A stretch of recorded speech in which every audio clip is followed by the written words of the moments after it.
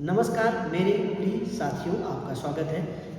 EMRS TGT PGT UGC net के लिए आपको जो परेशानियां हो रही हैं उसको कुछ हल करते हैं। सबसे पहली बात तो आप लोग ध्यान से अब प्रैक्टिस सेट शुरू कर दीजिए और धैर्य पे काम करिए। धैर्य बना के आपको काम करना है, छोटे छोटे प्रश्नों पर ध्यान देना है। तो चलिए आज हम एक बात करते हैं भेद की। कितने भेद होते हैं, जैसे छोटे छोटे प्रश्न को, लिंग के कितने भेद होते हैं। बिल्कुल आपने देखा लिंग के दो भेद होते हैं, स्त्रीलिंग और पुल्लिंग। वचन के कितने भेद होते हैं, वचन के भी दो भेद होते हैं, एक वचन और बहुवचन। संधि के कितने भेद होते हैं, संधि के 3 भेद होते हैं। वाच्य के कितने भेद होते हैं, वाच्य के 3 भेद होते हैं। ऐसे छोटे छोटे प्रश्नों पर हम कुछ आपको प्रश्न कराएंगे जिसका उत्तर आप देंगे। तो चलिए पहला प्रश्न आप बताइएगा। अर्थ के आधार पर, अर्थ के आधार पर, किसके आधार पर, अर्थ के आधार पर संयुक्त क्रिया के कितने भेद होते हैं। अर्थ के आधार पर संयुक्त क्रिया के कितने भेद होते हैं। जल्दी से उत्तर दीजिए, कितने भेद होते हैं, पहला प्रश्न।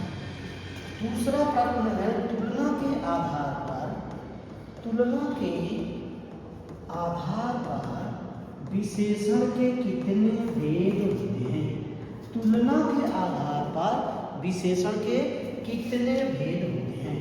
और तीसरा प्रश्न है हिंदी में संयुक्ताक्षर, हिंदी में संयुक्ताक्षर के कितने भेद होते हैं।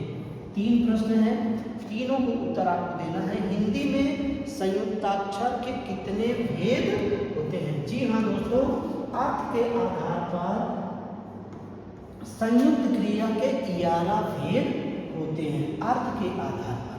फिर तुलना के आधार पर, तुलना के आधार पर विशेषण के 3 भेद होते हैं, मूला अवस्था, उत्तरा अवस्था और उत्तमा अवस्था।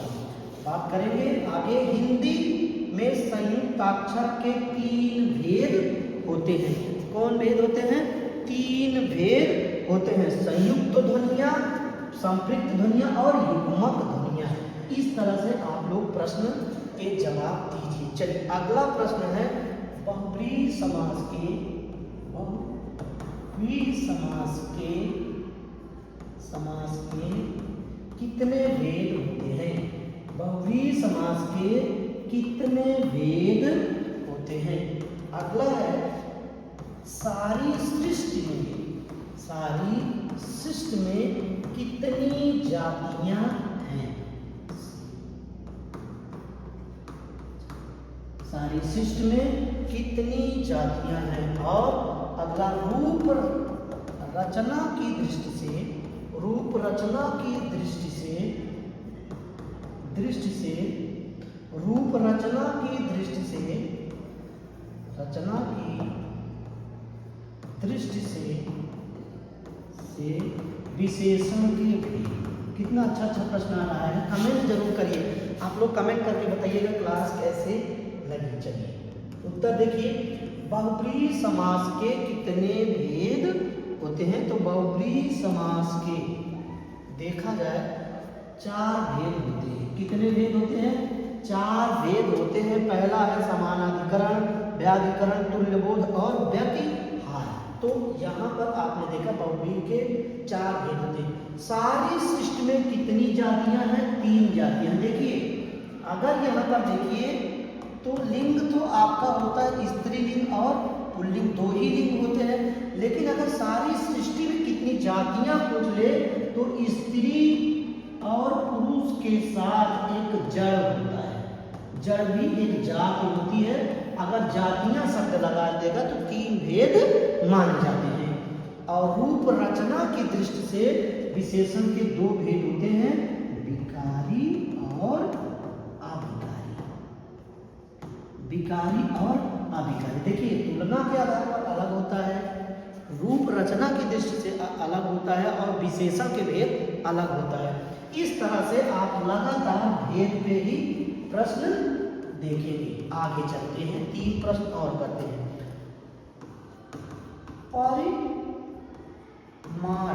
परिमाण बोधक विशेषण की, परिमाण बोधक विशेषण के कितने भेद होते हैं? कितने भेद होते हैं? परिमाण बोधक विशेषण के कितने भेद होते हैं? भूतकाल के कितने भेद होते हैं? भूतकाल के कितने भेद होते हैं? और सर्वनाम में कितने कारक होते हैं? सर्वनाम में कितने कारक होते हैं? तो परिमाण बोधक विशेषण के 2 भेद होते हैं, निश्चित और अनिश्चित। यहाँ पर जोड़ देंगे निश्चित परिमाणवाचक विशेषण, अनिश्चित परिमाणवाचक विशेषण। भूतकाल के कितने भेद होते हैं? भूत जहाँ पे आता है सबकी क्षय कर देता है। भूत जहाँ पे आता है सबकी क्षय कर देता है। भूत काल के 6 भेद होते हैं। सर्वनाम में कितने कारक होते हैं? सर्वनाम में 7 कारक होते हैं। सर्वनाम में 7 कारक होते हैं। किसको छोड़ा जाता है? संबोधन का कारक नहीं होता है। संबोधन का कारक नहीं होता है। इस तरह से और भी छोटे छोटे प्रश्न आप देख सकते हैं, जैसे वाच्य के कितने भेद होते हैं, संधि के कितने भेद होते हैं, समास के कितने भेद होते हैं, विशेषण के कितने भेद होते हैं, लिंग के कितने भेद होते हैं, वचन के कितने भेद होते हैं, सर्वनाम के कितने भेद होते हैं, विशेषण के कितने भेद होते हैं।